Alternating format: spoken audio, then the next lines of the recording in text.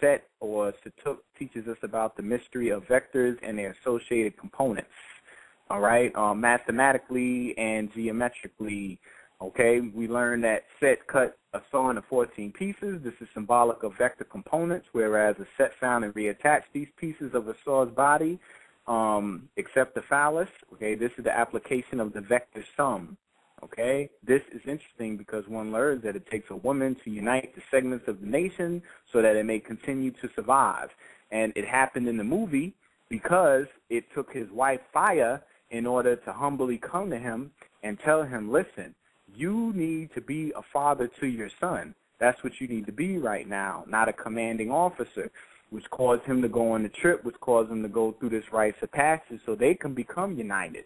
And in that passageway that they went on, they ended up linking up, you know what I'm saying, with the spirit of the dead daughter of Will Smith, who was Shinshi, who also played a unification factor, you know, in all of them coming together. And I want everybody to give me 1 second. I'm having some technical difficulties right here. Say that again? I said take your time. Oh, yeah, no problem. I'm trying to work commercial this out. break. Hey. Yeah. Y'all take a breath. This is the intermission right here. I'll let y'all breathe, and then we're gonna come back and deal just with the synopsis rolling through the film. I'm gonna show you how all this ties in. Hold on, Red, where you at? Right here. What's happening? Yeah. With your permission, can I do this? I gotta do this for my dude, Amin Ra, man. Oh yeah, congrats to Amin Ra, congratulations. Son. You know what I'm saying? Can I rinse his verse real quick while you take your time? Go ahead. Of course. Yeah, family, as we're here talking about, you know, the superhero rules and family and fatherhood and what have you, I want to dedicate this intermission and this moment in time to my big brother, Amin Ra. You know, and big brother Dice for being the officiator. Yeah, I seen my brother Dice was officiating. You know what I'm saying? The ceremony, he was operating in his priestly persona. You know, so the brother got married this past weekend to his beautiful queen. You know, the mother of his child. He officiated the union. You know what I'm saying? So in essence, he personifies what it is that we're here talking about tonight. He physically is the manifestation of that particular thing. So I want to just, you know, play his verse, you know, tie him in directly to this program, put him in the universe. So y'all know what this is. The Legends of the Guardians, the superhero rules. You heard?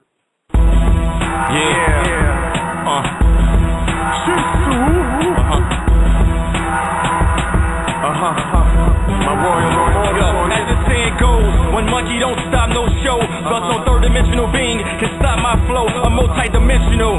My style is quantum physical. My lyrical ritual manifests its rhymes. I chant Om at times, become one with the mind. Let it be known, my tone is the new paradigm. To channel my power, put my CD on your shrine. To repeat my name at least 9 times. I avoid bullshit like Muslims avoid swine. I'm the ancient spades and king of diamonds combined. This for your astrology oracles that know the true time. Supreme divine, change your water to wine. I'm on some other shit, like the return of the mothership, Nibiru. Mere mortals, I'll never fear you. I can't even hear you. Your frequency is too low. You couldn't feel me if I was near you. You're vibrating too slow. I study you whack fat cats like I study plots in the movie. You actor rappers just don't move me. Got my people fucked up, worshiping clowns like Gucci. Rick Ross and cheesy. Shit is so sleazy. It's cheesy. Hold up, does my ears deceive me? I heard somebody say the best rapper was Weezy. Please, G, none of your MCs can see me. Never. How can you battle the voice of invisibility? I'm Moon Ra, a lyrical deity, the manifestation of that dark matter energy. A high priest of Tahuti, the message of Mercury. A warrior of Mars, my words can cause mental scars. Now communicate my tongue, obliterate wars. Fucking man-made laws, I awaken souls on tours. Ethereum, steering Atlantic, Kim Moore. A royal immortal, one of the magi of the serpent order. Voice of the source, its chief flowing water. My presence felt like that symbol of the woo. An ancient superhero, the black Doctor Who. Looking down on you from on top of a pyramid So pay respect when the gods walk through. What you wanna do? I travel with the Decoded. Yeah. I'm a rock. Who's next? It's all about race with.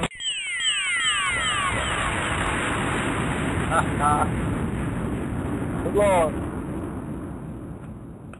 Yo, there's a moratorium about, you gotta let that verse play out. You can't cut my verse like that, bro.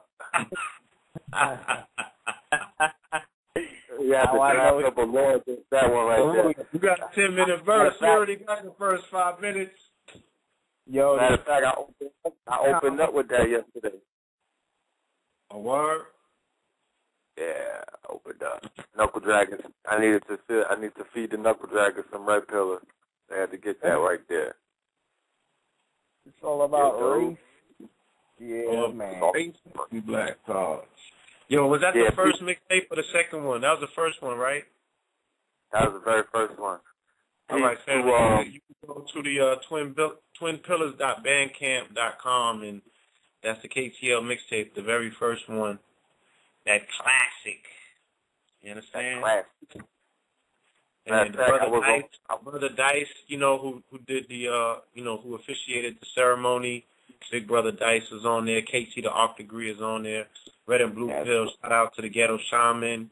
You know what I'm saying? Of course, shout out to our brother Amun Ra. He's on there as well. You know what I mean? That's a big tune that. We filmed that video on the top of Stone Mountain with 9 floating over our heads. So who got the the funny thing is that was right after Dice officiated mine. Right after your wedding, I was about to say that. Not only that was right after we did the Draco ritual when we went to Ohio to the Serpent Mound. That's it, and here we are talking about them right now. Yeah. Well, I'm back in business, people. Okay. We ready to go back in. So when we left, I was talking about that hypotenuse and the Semitawi unification of Egypt, the vector sum, versus the vector components, meaning the sum of the holistic, the united versus the individual parts. Y'all still there? Of course. Hello? Okay, yes, cool. Indeed.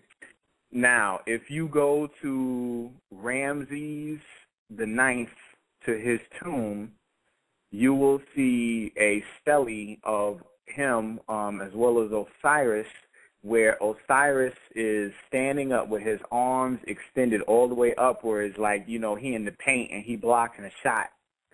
And he's leaned back at an angle, right? And then there's a snake behind him, and there's a snake going from the wall to his feet. When you draw the line of Osiris and this snake, you end up creating the hypotenuse.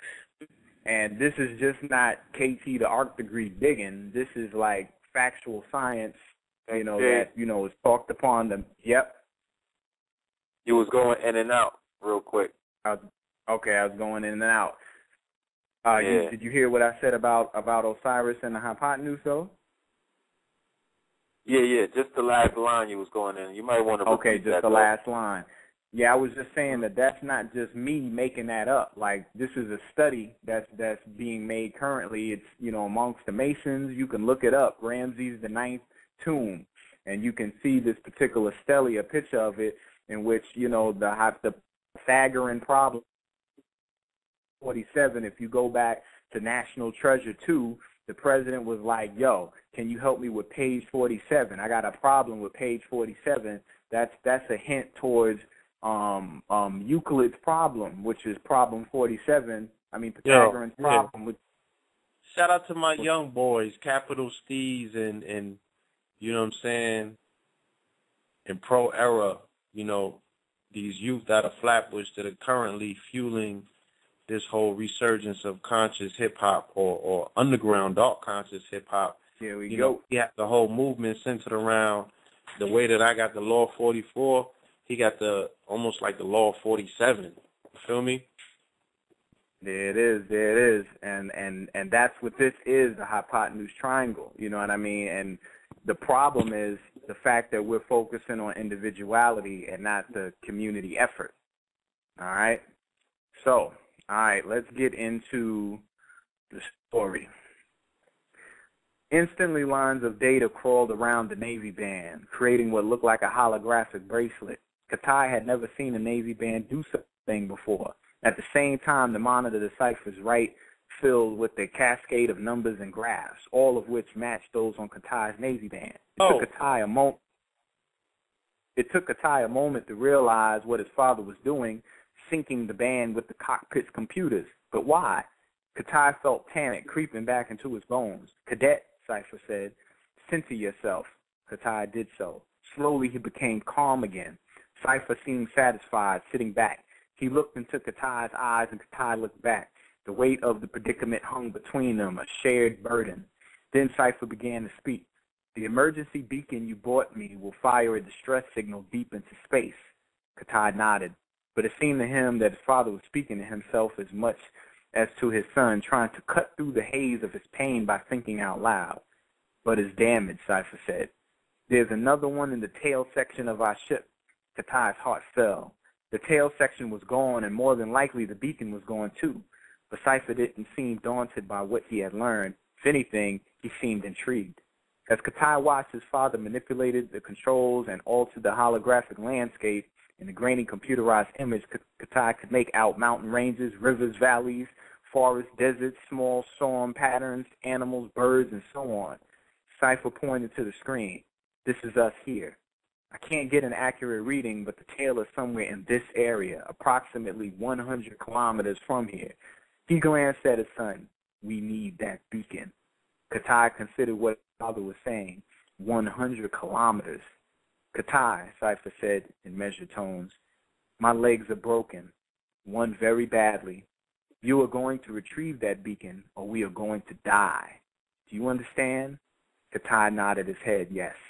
He felt tears welling in his eyes and wiped them away and awaited his orders. So this is the premise of the film. You hear what I'm saying? And it's much bigger than just this story. He's talking about the people, okay? We have to retrieve that beacon or we're going to die. People are not going to be able to take it up to the next level of success if we don't try this another way. We have to stop beating a dead horse. We have to get that beacon, that signal. We got to put that thing out there so that the energies can come, the necessary components that we need internally can come forth so we can do the proper work. Now, the minute that Katai sat outside, okay, his father was communicating to him directly almost in his mind. Will Smith played his pineal gland. If you check in the Bible and you deal with the metaphysics of the Bible and they talk about the, the right hand of the Father and the Lamb and the lamp and all that, he was sitting in this cavern-like area of the ship, where no matter what he wanted to see, he could project in front of him. He was representing his pineal gland. He was representing his consciousness. And the first thing he told him to do, root yourself in the present moment, because that's all that matters. We got to stop thinking so much of the past and stop thinking so much about the future and dedicate ourselves, commit ourselves to the now moment, okay? Because the now is called the present. It's called the present because it's a gift. It's something that's perpetually in the now that we can constantly, over and over again, do it the correct way, all right? So he told him, root yourself in the present moment. Sight, sound, what do you feel? And the first thing he noticed was that his body was heavier because he's representing his spirit, his mind. So the flesh is heavier. Okay, if your flesh is heavier, then you have to do right by it so that you can maneuver correctly within inside this realm. One of the things that he gave Katai to protect himself amongst the wilderness on this planet Earth was called a cutlass. Okay, a cutlass is an old name for a curved sword that was given to the Navy. You deal with navigation in the Navy, you're talking with the Moors, and you know that we had the curved sword back there. That was the cutlass, all right? Now, this cutlass was very distinct. The cutlass is a ranger's primary weapon against our alien enemies. Everybody else got guns, but for some reason they got the cutlass. Well, this is a rites of passage. And the same way you see other African films or other African stories where you got the young man who has to go into the jungle and kill a lion, he goes in there with a spear. So they had to bring the spear back. You got to give kudos to this cat because we 1,000 years in the